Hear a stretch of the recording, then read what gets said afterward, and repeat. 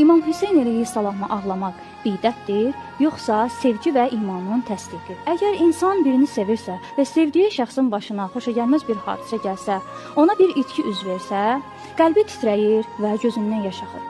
Bu göz yaşı təkcə qəm-kədərin nişanəsi deyil, eyni zamanda da məhəbbətin nişanəsidir.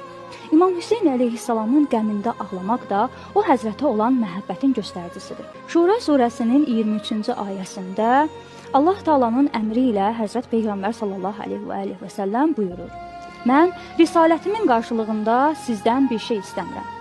Qohum əqrabama, əhl-i beytimə məhəbbətdən başqa." Deməli, İmam Hüseyn əleyhissalama sevgi və ona olan göz yaşını Allah Taala əmr edir.